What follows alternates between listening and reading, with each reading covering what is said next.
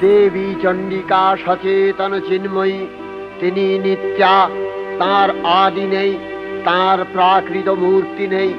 এই বিশ্বের প্রকাশ তার মূর্তি। নিত্যা হয়েও অসুরপীড়িত দেবতা রক্ষণে তার আবির্ভাব হয়। দেবীর শাশ্বত অভয়বাণী, ইত্থং যদা যদা বাধা দানবোত্থা ভবিষ্যতি তদা তদাবতীর্যাহং করিষ্যামি সংশয়ম। পূর্বকল্প অবসানের পর প্রলয়কালে সমস্ত জগৎ যখন কারণ সলিলে পরিণত হল, ভগবান বিষ্ণু অখিল শক্তি প্রভাব সংহত করে সেই কারণ সমুদ্রে রচিত অনন্ত শয্যা পরে যোগ নিদ্রায় হলেন অভিভূত।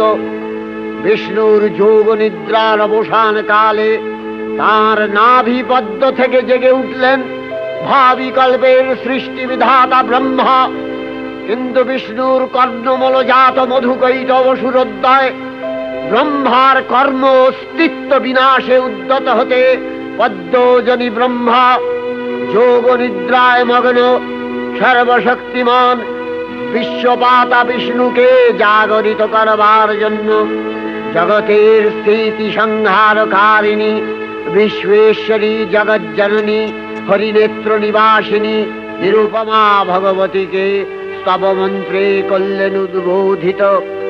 এই ভগবতী বিষ্ণু নিদ্রা রূপা মহারাত্রি যোগ নিদ্রা দেবী।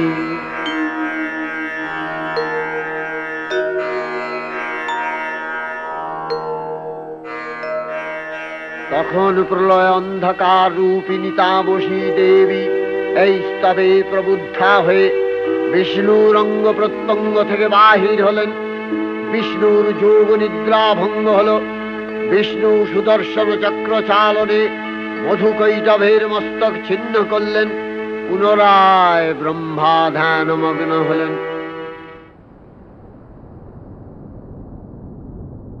দেবী চণ্ডী, যার আদিও নেই অন্তও নেই, যার নিজস্ব কোনো পার্থিব মূর্তিও নেই, এই বিশ্ব চরাচরের সমস্ত সৃষ্টিতেই তাঁর প্রকাশ। আবির্ভূতা হন দেবতাগণের সংকটকালে ও অসুরকুলের বিনাশকালে।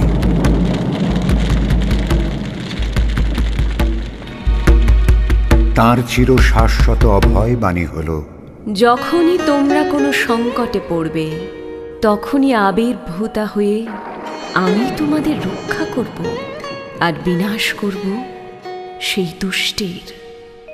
সৃষ্টির আদিতে মহাপ্রলয়ের পর সমগ্র বিশ্ব ব্রহ্মাণ্ড যখন জলমগ্ন, তখন নারায়ণ বিষ্ণু ছিলেন তাঁর অনন্ত নাগ শয্যায় এবং ব্রহ্মা ছিলেন বিষ্ণুর নাভিপদ্মে আসীন। সেই সময় একদিন ভগবান বিষ্ণুর কর্ণমল থেকে জন্ম নিল দুই অসীম শক্তিশালী দৈত্য, মধু ও কৈটব। একদিন মধু বলল কৈটবকে, এই জগতে কারণ ছাড়া কোনো কার্যই তো হয় না, আর কোনো বস্তুই তার আধার ছাড়া থাকতে পারে না। তাহলে এই মহাসাগরকেই বা কে ধরে রেখেছে? কেই বা একে সৃষ্টি করলো? আমরাই বা কেন আছি এই মহাসাগরে? কে আমাদের সৃষ্টি করলো? কে আমাদের পিতা মাতা? কিছুই জানি না আমরা। না না না, কোনো সিদ্ধান্তেই আসা গেল না। ভাই, আমার ধারণা আমাদের সৃষ্টি আর স্থিতির কারণ এই জলেই কোথাও আছে। এই সমস্ত জলেই সে শক্তি বর্তমান। যখন তারা এই চিন্তায় মশগুল, তখন তারা শুনতে পেল আকাশে বাতাসে দেবী সরস্বতীর বীজ মন্ত্র। তারা না জেনেই তা উচ্চারণ করতে লাগল আর মনোনিবেশ সহকারে তা অভ্যাস করতে লাগল।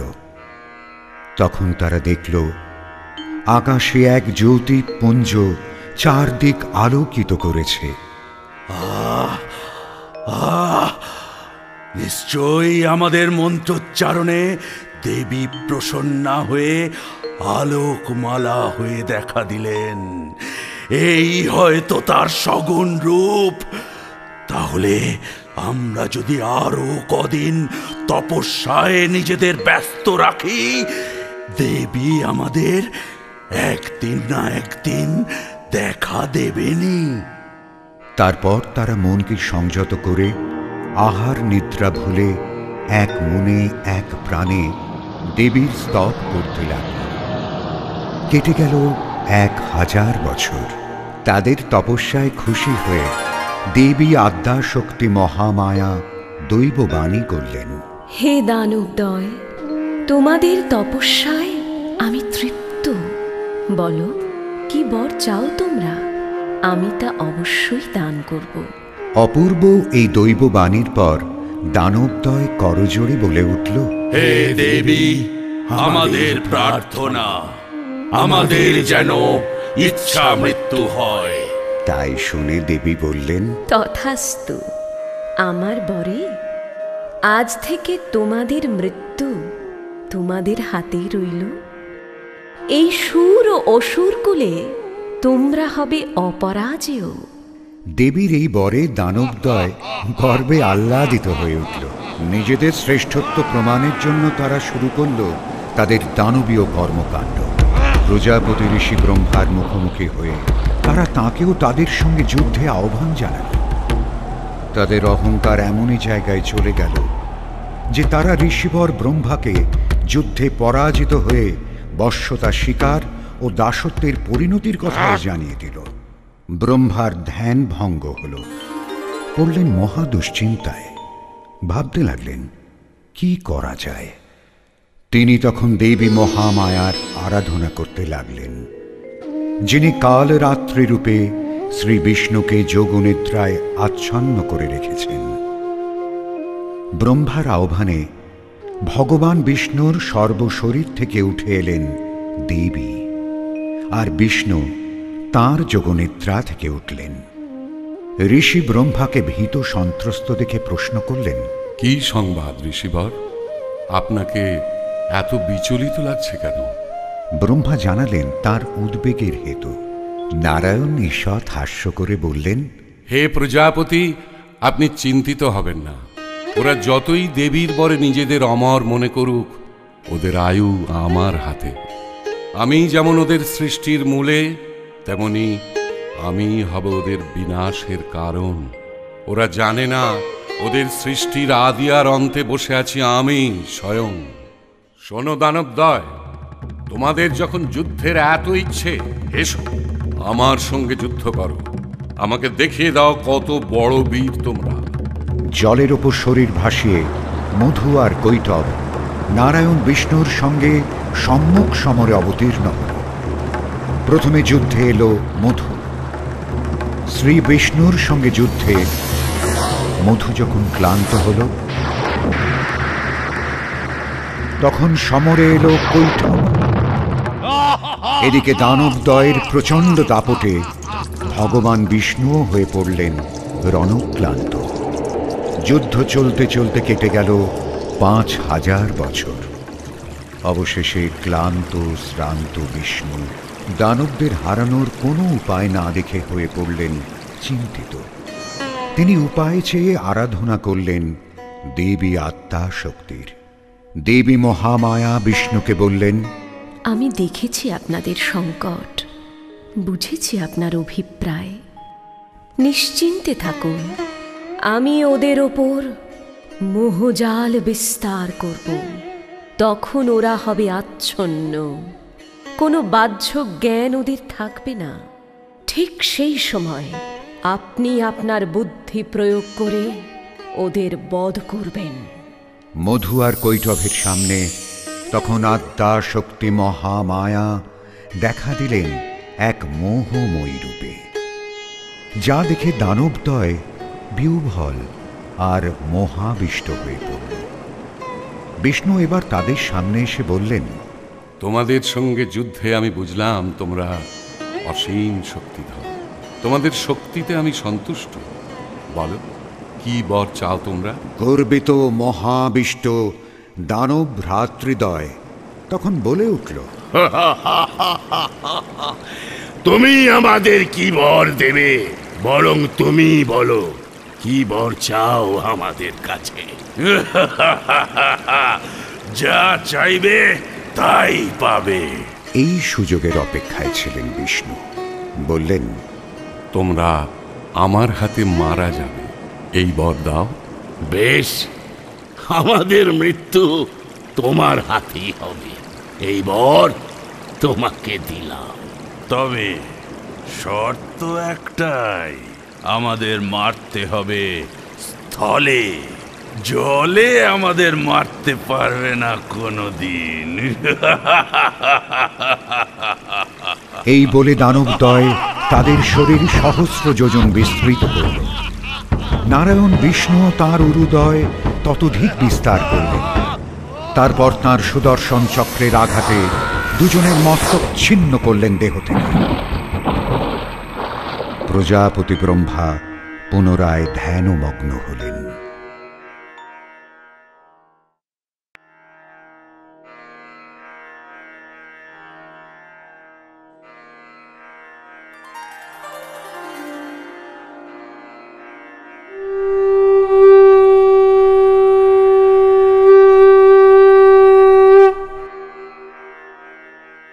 এদিকে কালান্তরে দুর্ধর্ষ দৈত্যরাজ মহিষাসুরের পরাক্রমে দেবতারা স্বর্গের অধিকার হারালেন। অসুরপতির অত্যাচারে দেবলোক বিষাদ ব্যথায় পরিম্লান হয়ে গেল। দেবগণ ব্রহ্মার শরণাপন্ন হলেন। ব্রহ্মার বরে মহিষাসুর অপরাজেয়, তার দ্বারা দৈত্যরাজের ক্ষয় সম্ভবপর নয় জেনে তারই নির্দেশে অমরবৃন্দ কমলযোনি বিধাতাকে মুখপাত্র করে বৈকুণ্ঠে গিয়ে দেখলেন হরিহর আলাপনে রত। ব্রহ্মা সম্মুখে নিবেদন করলেন মহিষাসুরের দুর্বিষহ অত্যাচার কাহিনী। স্বর্গভ্রষ্ট দেবদাকুলের এই বার্তা শুনলেন তারা। শান্ত যোগীবর মহাদেবের সুগৌর মুখমণ্ডল ক্রোধে রক্ত জবার মতো রাঙাবরণ ধারণ করলে, আর শঙ্খ চক্র গদাবদ্ধধারী নারায়ণের আনন ভ্রুকুটি কুটির হয়ে উঠল। তখন মহাশক্তির আহ্বানে গগনে গগনে নিনাদিত হল মহাশঙ্খ। বিশ্বজোরি বিষ্ণু রুদ্রের বদন থেকে তেজ রাশি বিচ্ছুরিত হল। ব্রহ্মা ও দেবগণের আনন্দ থেকে তেজ নির্গত হল। এই পর্বত প্রমাণ জ্যোতিপুঞ্জ প্রজ্বলিত হুদাসনের ন্যায় দীপ্যমান কিরণে দিংমণ্ডল পূর্ণ করে দিলে ওই তেজ রশ্মি একত্র হয়ে পরমারূপবতী দিব্য শ্রীমূর্তি উৎপন্ন হল। ইনি জগন্মাতৃকা মহামায়া। এই আদ্যা দেবী ঋক মন্ত্রে ঘোষণা করলেন আত্মপরিচয়। সে আজ থেকে হাজার হাজার বছর আগেকার কথা।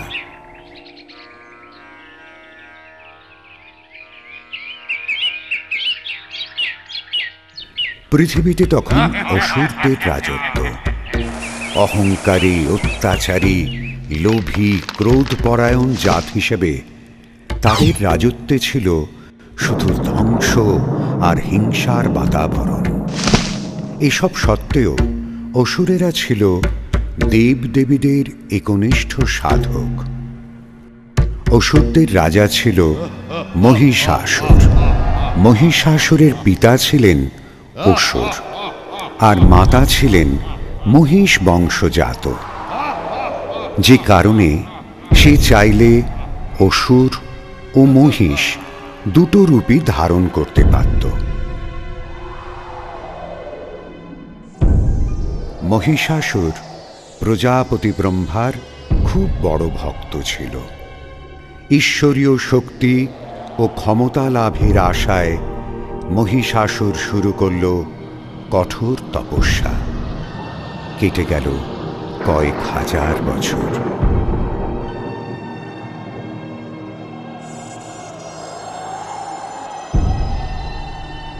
তার ভক্তি, সাধনা আর কঠোর তপস্যায় তুষ্ট হয়ে ব্রহ্মা একদিন দেখা দিলেন। মহিষাসুর, তোমার তপস্যায় আমি সন্তুষ্ট। বলো, কি বর চাও তুমি?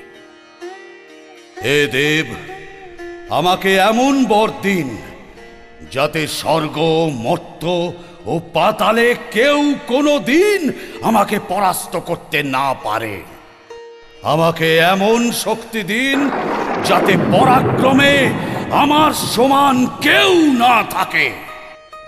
ব্রহ্মা মহিষাসুরের তপস্যা আর ভক্তিতে এতটাই প্রীত ছিলেন যে বেশি কিছু না ভেবে বলে দিলেন, তথাস্তু। এই ত্রিলোকে তোমার মতো বীর কেউ থাকবে না। কোনো যুদ্ধে কোনো পুরুষ কখনো তোমাকে পরাস্ত করতে পারবে না। এবার দেখা দিল মহিষাসুরের আসল রূপ। যত বড় ভক্ত আর তপস্বী হোক, আসলে তো সে অসুর। তাই প্রজাপতি ব্রহ্মার বরে যেই সে অপরাজেয় হয়ে গেল, অমনি তার অসুর সাম্রাজ্য বিস্তারের লোভ দেখা দিল। সহজেই মর্ত্য আর পাতালের অধিকার নিয়ে তার অসুর বাহিনীর সাহায্যে প্রচণ্ড তাণ্ডবে সারা ব্রহ্মাণ্ড ভরিয়ে দিল।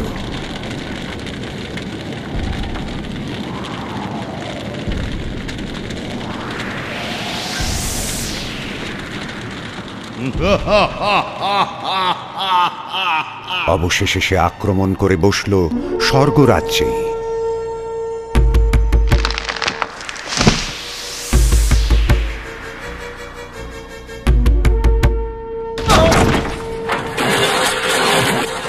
মহিষাসুর ও অসুর বাহিনীর আক্রমণে যখন দেবতারা সন্ত্রস্ত, তখন তাঁদের বাঁচাতে ছুটে এলেন স্বয়ং দেবরাজ ইন্দ্র। তোর এত ক্ষমতার দম্ভ যে তুই আমারই রাজ্য আক্রমণ করে বসেছিস, এর ফল তোকে পেতেই হবে। মহিষাসুর অট্টহাস্য করে উঠল। দেবরাজ তখন তার বজ্র নিক্ষেপ করলেন মহিষাসুরের উপরে, কিন্তু দেখা গেল ইন্দ্রের বজ্র মহিষাসুরের কোনো ক্ষতি করতে পারল না। দেবরাজ ইন্দ্র যুদ্ধে পরাজিত হলেন। ক্রমে ক্রমে দেবতারা বিতাড়িত হলেন স্বর্গ থেকে। স্বর্গরাজ্যে দেবরাজ ইন্দ্রের স্থানে মহিষাসুরের পুজো শুরু হয়ে গেল।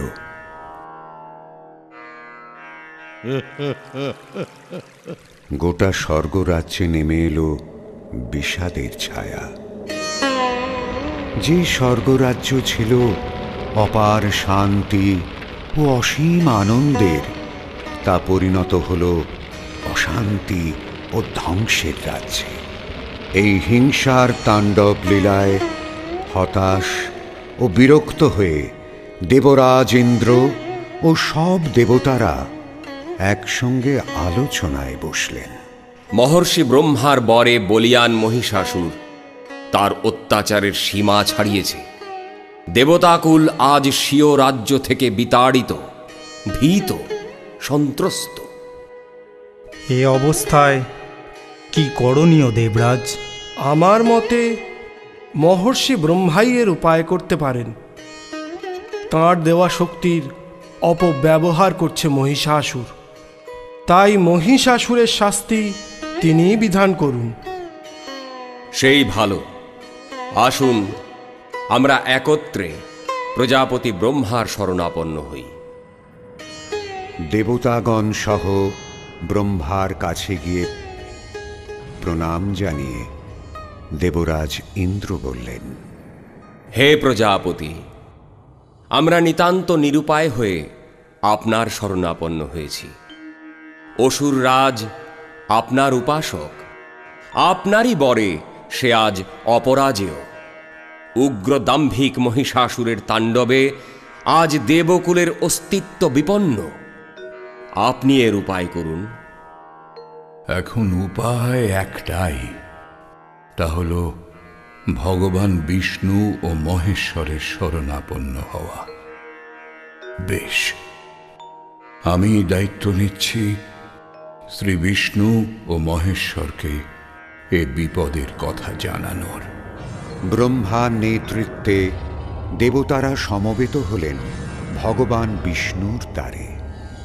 সেখানে তারা দেখলেন ভগবান বিষ্ণু মহেশ্বর শিবের সঙ্গে গভীর আলোচনায় রত।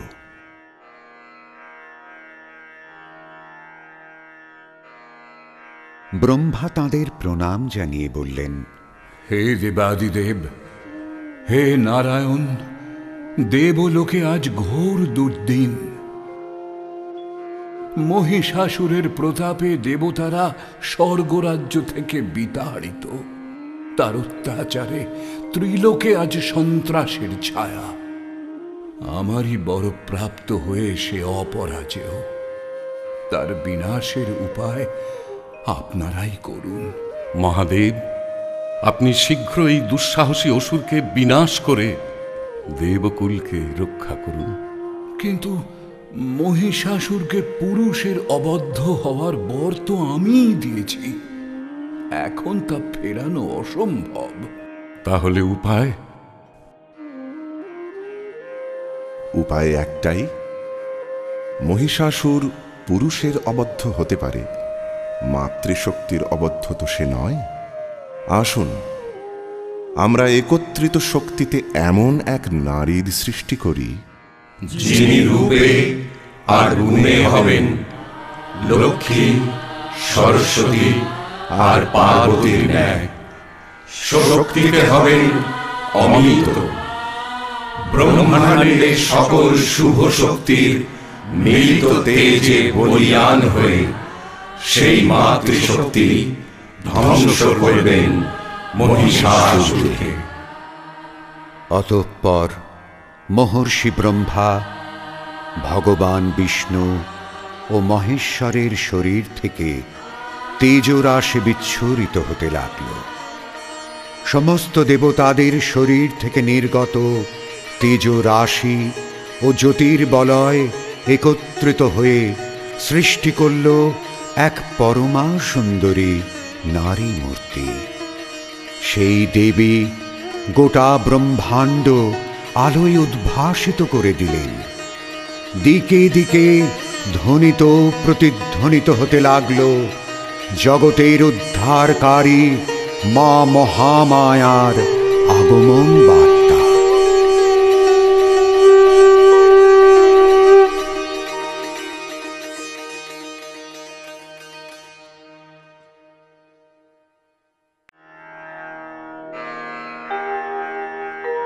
अहं रुद्रेभिः वसुभिश्चराम्यहम् आदित्यैः ऋतविश्वदेवैः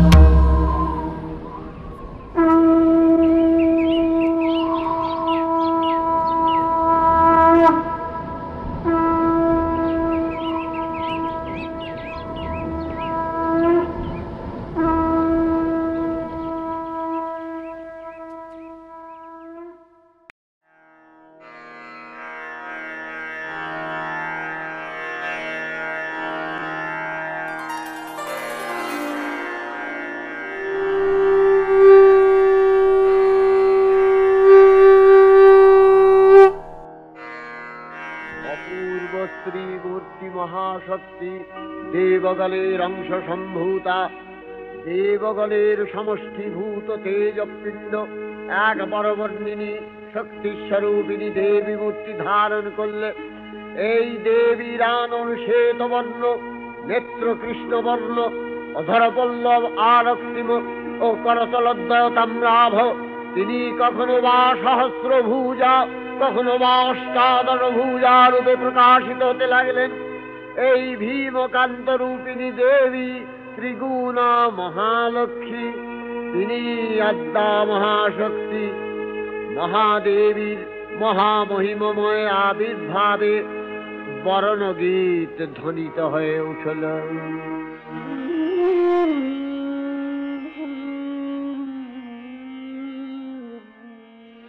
দেবী নিত্যা, তথাপি দেবগণের কার্যসিদ্ধি হেতু সর্বদেব শরীর যথেয় পুঞ্জ থেকে তখন প্রকাশিত হয়েছেন বলে তার এই অভিনব প্রকাশ বা আবির্ভাবী মহিষমর্দিনীর উৎপত্তি রূপে খ্যাত হল।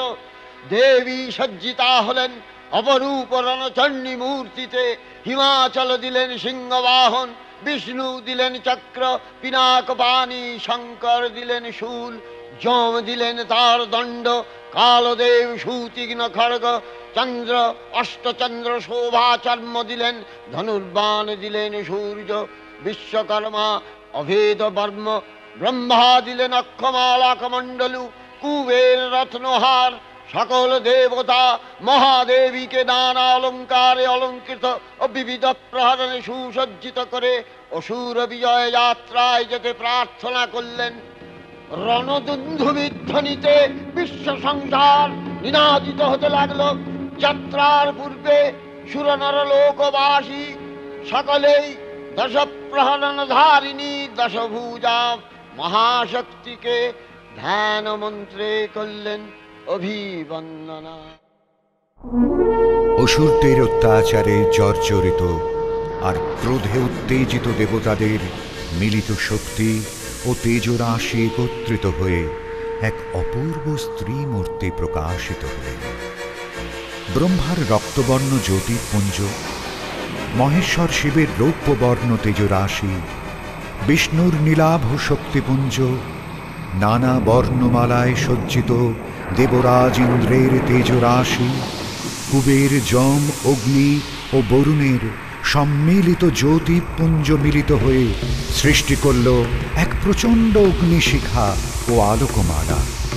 দেবতাদের প্রবল আগ্রহ ও ইচ্ছা শক্তির কারণে সেই উজ্জ্বল তেজরাশির মধ্যে থেকে সৃষ্টি হলেন মা শক্তি মহামায়া দেবী দুর্গা। দেবতারা তাঁর রূপ মহিমায় বিস্মিত হয়ে গেলেন। তাঁর গৌরবর্ণ মুখশ্রী, রক্তাভোষ্ঠ তাম্রবর্ণ করতলদয় দেবতাদের আনন্দে উদ্বেলিত করিল। স্বর্গীয় অলঙ্কারে অলঙ্কৃতা হয়ে দেবী দেখা দিলেন কখনো অষ্টাদশ ভুজারূপে, আবার কখনো বা সহস্র ভুজারূপে। তার পদ্মের ন্যায় গৌরবর্ণ মুখমণ্ডল সৃষ্টি হল মহেশ্বর শিবের তেজরাশি থেকে। তার সুদীর্ঘ কৃষ্ণবর্ণ কেশরাশি যমের দুটি থেকে সৃষ্ট হল। তার কৃষ্ণবর্ণ ত্রিনয়ন অগ্নির জ্যোতিপুঞ্জ থেকে প্রাপ্ত হল। দেবীর দীঘল কালো ভ্রুযুগল সন্ধ্যার প্রেরণায় রচিত। সেই চাহনিতে দেবীর স্নিগ্ধ তেজরাশি বিচ্ছুরিত হতে লাগল। বায়ুর আলোকে সৃষ্টি হল দেবীর কর্ণদয়। কুবেরের অগ্নি থেকে সৃষ্টি হল দেবীর নাসিকা, যা তিল ফুলের মতোই তীক্ষ্ণ ও উন্নত। দক্ষের শক্তি থেকে দেবী পেলেন মুক্তোর মতো ঝকঝকে ও কুন্দ ফুলের মতো অপূর্ব দন্তরাশি। সূর্যের সারথি অরুণের থেকে রক্তিম নিম্নষ্ঠ ও কার্তিকের থেকে পেলেন অপূর্ব উপরষ্ঠ। তার অষ্টাদশ হাত পেলেন বিষ্ণুর তেজরাশি থেকে, আর গোলাপী আঙুলগুলি পেলেন বাসুদেবের জ্যোতি থেকে। সোমার শক্তিপুঞ্জ থেকে দেবী পেলেন বক্ষ। নাভিসহ শরীরের মধ্যভাগ পেলেন ইন্দ্রের তেজরাশি থেকে। উরু ও জঙ্ঘা সৃষ্টি হল বরুণের অনুমোদনে। দেবতারা তাঁদের সম্মিলিত শক্তি দ্বারা রচিত সৃষ্টিকে দেখে নিজেরাই হলেন বিস্মিত। তাঁদের সমবেত সৃষ্টি যে এত অপরূপা দেবীতে পরিণত হতে পারে তা যেন তাঁদেরই কাছে ছিল অকল্পনীয়।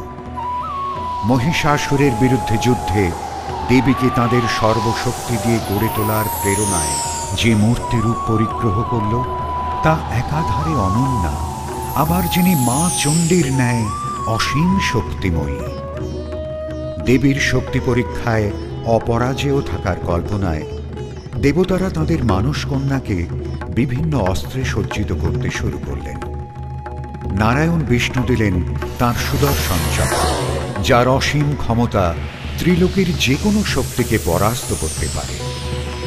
মহেশ্বর শিব দিলেন তাঁর ত্রিশূল, যাতে অসুর বাহিনী ও মহিষাসুরকে বিদ্ধ করা দেবীর পক্ষে সহজ হয়।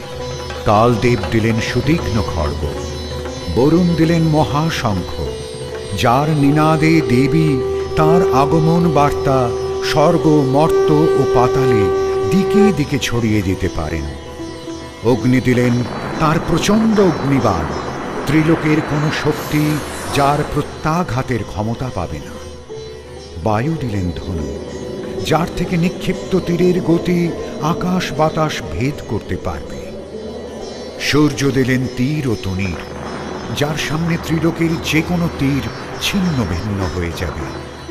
যম দিলেন তাঁর দণ্ড, যার প্রচণ্ড আঘাতে পরাস্ত হয় যে কোনো শক্তি। দেবরাজেন্দ্র দিলেন বজ্র, যার পরাক্রমে দেবীর শক্তি হবে অসীম। ব্রহ্মা দিলেন অক্ষমালা কমণ্ডল। কুবের দিলেন গদা, যার আঘাত সামলানো এই ত্রিভুবনে কোনো শক্তির পক্ষে সম্ভব নয়। শেষ নাগ দিলেন দেবীর গলায় সর্পমালা, যার বিষাক্ত ছোবলে মৃত্যু অনিবার্য যে কোনো শক্তির।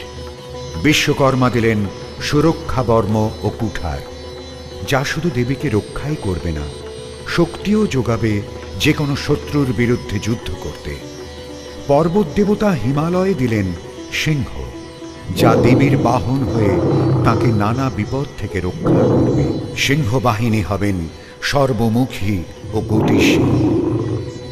দেবতাদের শক্তি আর অস্ত্রে সজ্জিতা হয়ে দেবী মহিষাসুর নিধনে হলেন যথোপযুক্তা। দেবতাদের আশীর্বাদ ও আবাহনে দেবী দুর্গা হয়ে উঠলেন মহিষাসুর মর্দিনী। দেবী মহাশঙ্খ নিনাদে 10 দিক কম্পিত করে ব্যক্ত করলেন তাঁর আগমন বার্তা।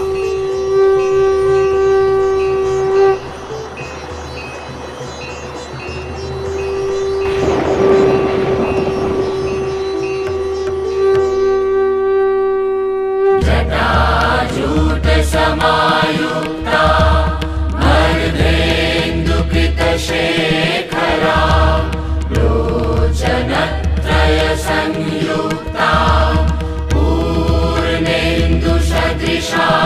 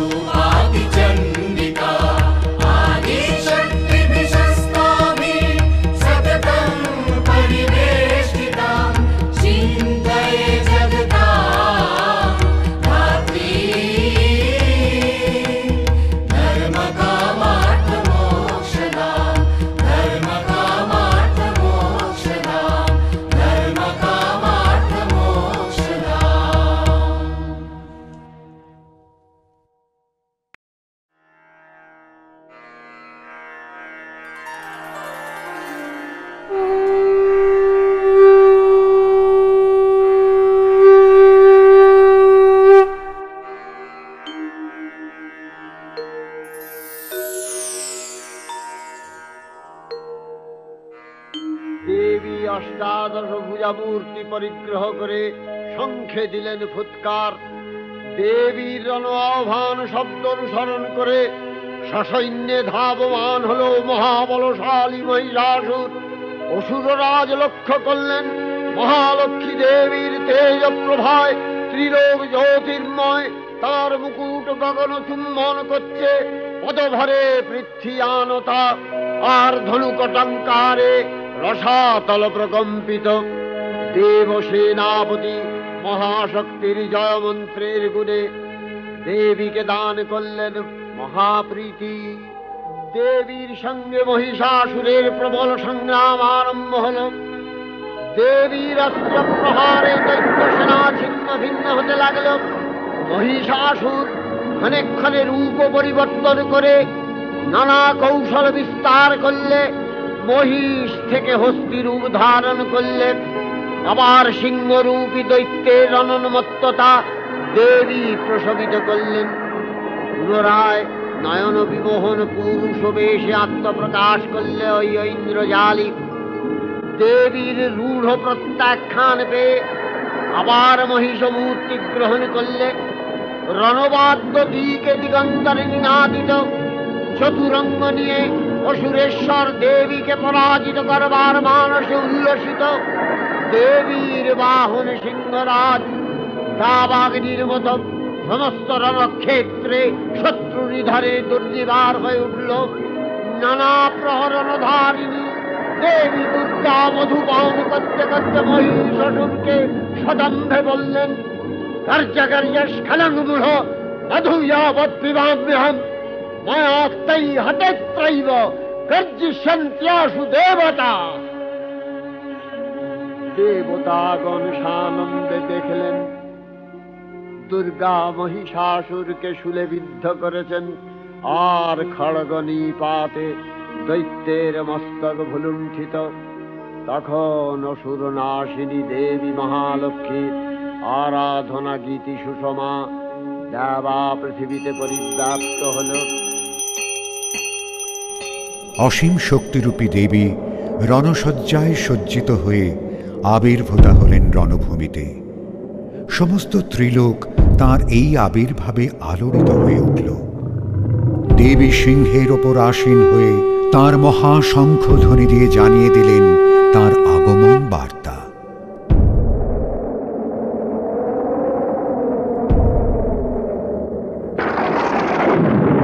অসুর বাহিনী দেবীর এই রণহুঙ্কারে কম্পিত হয়ে উঠল।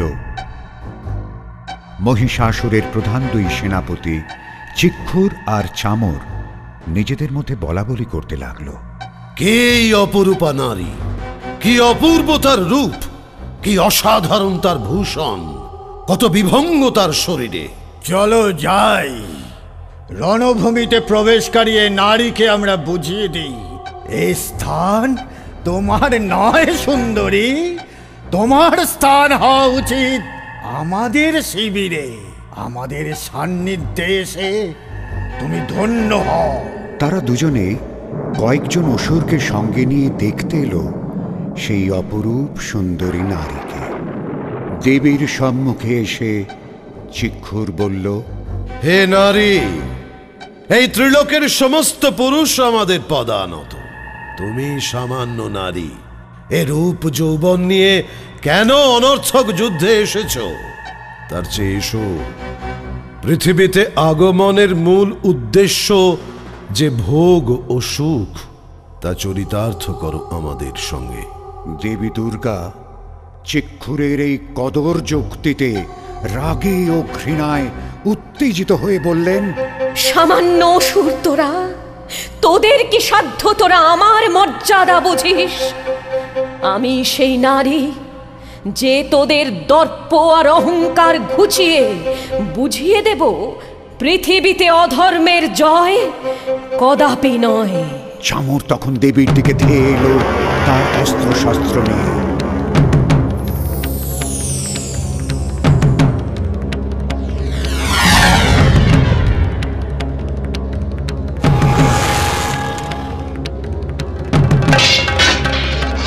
দেবী তাঁর দৈবিক কুঠার দিয়ে তার মস্তক ছেদন করলেন।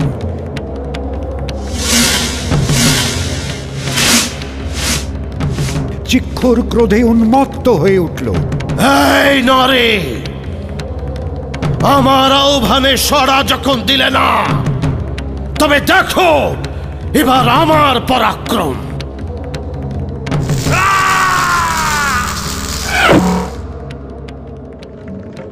দেবী তখন তাঁর রণহুঙ্কারে 10 দিক উদ্বেলিত করে চিক্ষুরকে সুদর্শন চক্রের আঘাতে ছিন্ন ভিন্ন করে দিলেন। এই 2 সেনাপতির নিহত হওয়ার খবর পৌঁছল মহিষাসুরের কাছে। প্রচন্ড ক্রোধে মহিষাসুর অগ্নিবর্ণ হয়ে জানতে চাইল, কে সেই বীর যে ক্ষমতা রাখে আমার অসুর বাহিনীর মুখোমুখি হবার? অসুরদের মুখে এক নারীর হাতে তার 2 সেনাপতির মৃত্যু সংবাদ শুনে বিস্মিত হল মহিষাসুর। সে জীবনে কোনো নারীর এত পরাক্রমের কথা শুনে। মহিষাসুর তখন ক্রোধে উত্তেজিত হয়ে অস্ত্রশস্ত্র আর অলঙ্কারে সজ্জিত হয়ে অবতীর্ণ হল রণক্ষেত্রে।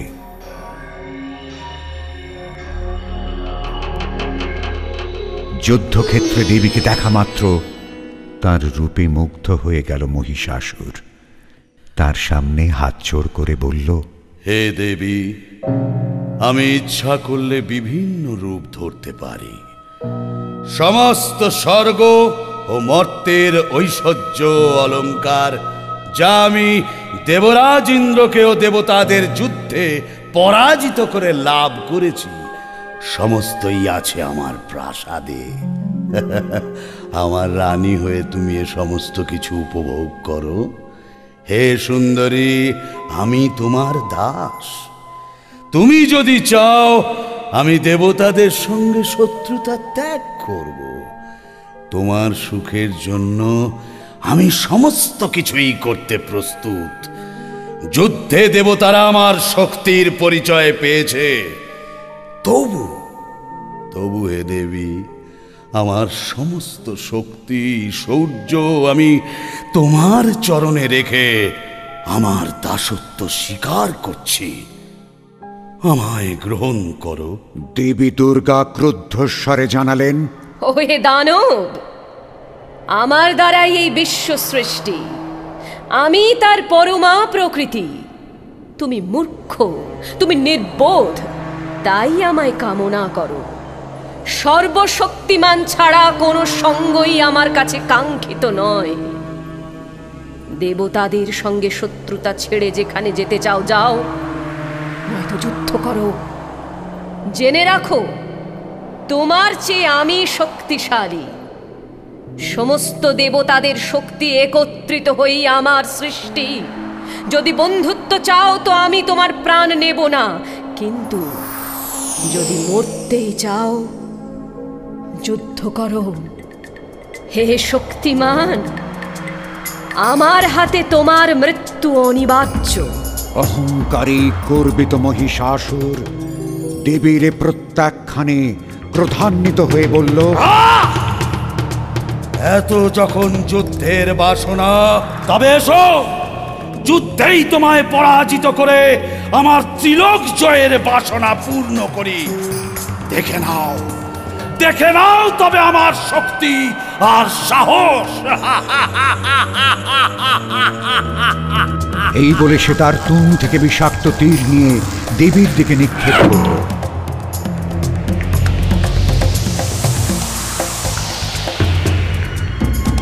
দেবী তাঁর অস্ত্রের সাহায্যে সে তীরকে টুকরো টুকরো করে দিলেন। দেবী আর মহিষাসুরের যুদ্ধ এত চরম পর্যায়ে পৌঁছে গেল যে দানব ও দেবতারা সকলেই কম্পিত ও শঙ্কিত হয়ে পড়ল। বিড়ালাক্ষ দেবীর সঙ্গে যুদ্ধ করতে এলো। সেও দেবীকে উদ্দেশ্য করে বিষাক্ত তীর ছোঁড়ার জন্য প্রস্তুত হল। দেবীও ক্রুদ্ধ হয়ে তার দিকে তীর নিক্ষেপ করে তাকে বধ করলেন। দানব ও শিলমা বিড়ালাক্ষর পতন দেখে এগিয়ে এলো। দেবী তাঁর ত্রিশূল দিয়ে অশিলমাকে বধ করলেন। এবার এগিয়ে এলো মহাহনু।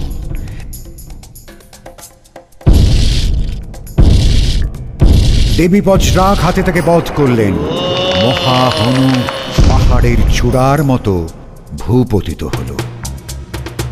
মহিষাসুর তার অসুর বাহিনীর এই পরাজয়ে ও দেবীর পরাক্রমে বিস্মিত হয়ে গেল। দেবী সহসা গদা দিয়ে মহিষাসুরের বুকে আঘাত করলেন। প্রবল শক্তিশালী মহিষাসুর দেবীর এই অতর্কিত আক্রমণে জ্ঞান হারালেও পর মুহূর্তে ফিরে এসে দেবীর সিংহকে আক্রমণ করল তার গদা দিয়ে। দেবীর বাহন সিংহ তখন তার নখ দিয়ে মহিষাসুরকে ছিন্ন ভিন্ন করতে উদ্যত হল। সঙ্গে সঙ্গে মহিষাসুর তার রূপ পরিবর্তন করে সিংহের রূপ নিল।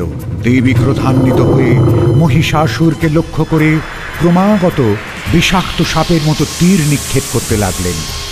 মহিষাসুর তখন তার সিংহরূপ ছেড়ে পুরুষ হাতির রূপ নিল।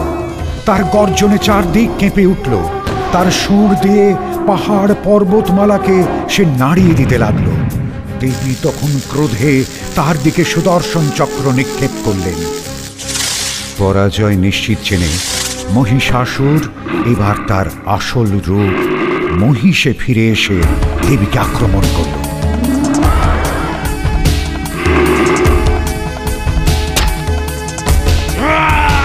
দেবী বললেন, ওহে দানব, অনেক গর্ব করেছ, এবার আসল সময়ের জন্য প্রস্তুত হও। তোমার অন্তিম সময় আগত। দেবতাদের ভয় ঘোচাতে আর স্বর্গে শান্তি ফেরাতে তোমার বিনাশ হবে। তৈরি হও। এই বলে দেবী তাঁর স্বর্ণ পেয়ালা থেকে পবিত্র দ্রাক্ষারস পান করে ত্রিশূল হাতে তৈরি হলেন শেষ যুদ্ধের জন্য। শুরু হলো ভীষণ যুদ্ধ। 9 দিন ব্যাপী এই যুদ্ধের অন্তিম ক্ষণে উপস্থিত দেবতারা তাঁদের আশীর্বাদ স্বরূপ পুষ্প বৃষ্টি করতে লাগলেন।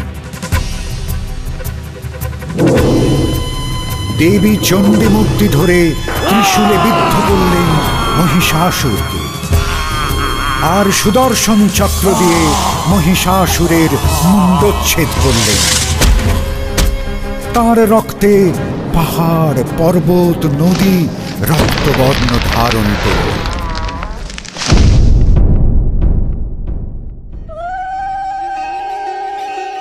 স্বর্গে নেমে এলো শান্তির বাতাবরণ। দেবতারা জয়ধ্বনি দিয়ে উঠলেন। দিকে দিকে ধ্বনিত প্রতিধ্বনিত হতে লাগল দেবী মহামায়া দুর্গার জয়গাথা।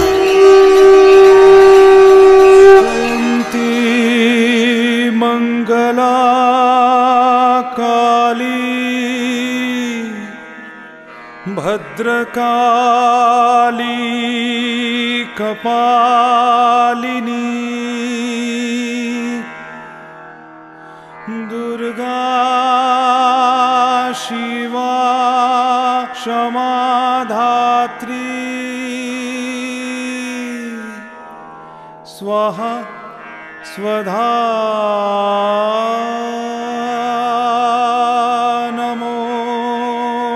नमोस्तुते मधुकैटभ विध्वंसी विधात्री वरदे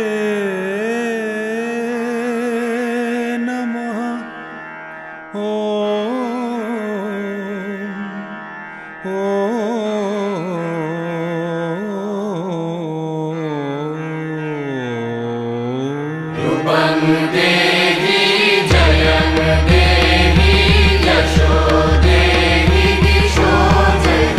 महिषासुर निर्नाशी भक्ता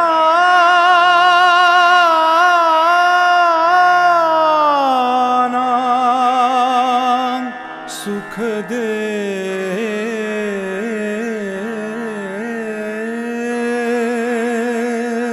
नमः।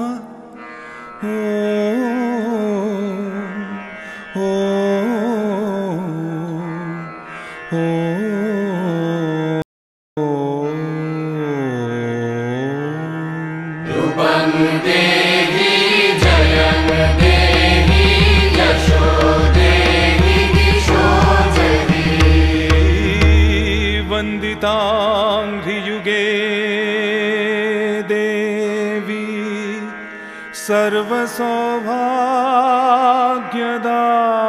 सर्वसौभाग्यदायिनी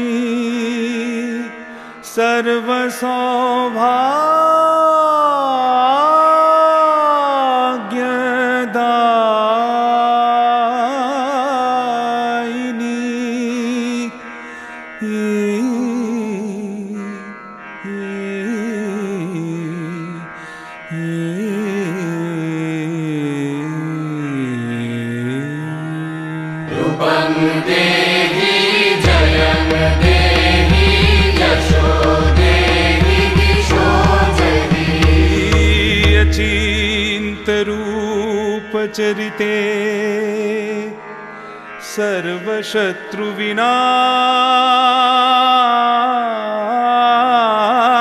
सर्वशत्रुविनाशिनी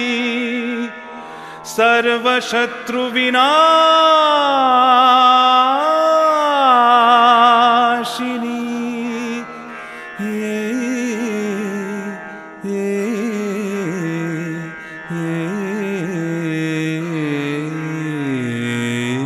रूपं देहि जयं देहि यशो देहि दिशो देहि न तेभ्यः सर्वदा भक्त्या चापर्णे दुरितापहे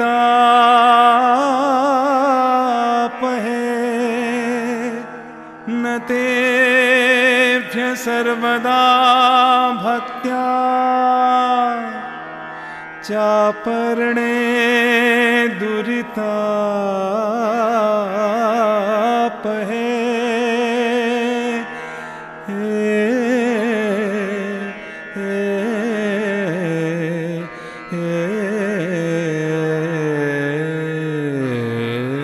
रूपं देहि जयं देहि यशो देहि दिशो देहि देहि सौभाग्यमारोग्यं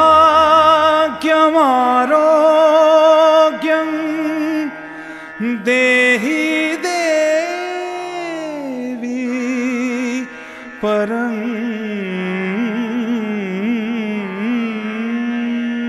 सुखं देहि देवी परं सुखं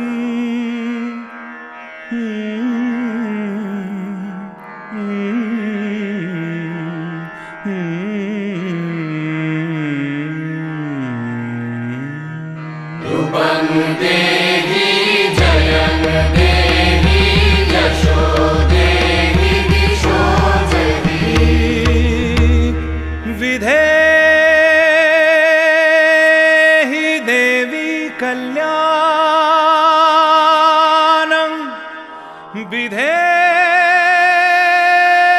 विधेहि विपुलां श्रियं विपुलां श्रियं विपुलां श्रियम् रूपं देहि जयं देहि यशो देहि दिशो देहि विभक्तजनोद्दाम दत्तानन्दोदयेऽम्बिके देवी भक्तजनोद्दाम दत्तानन्दो दयेऽम्बिके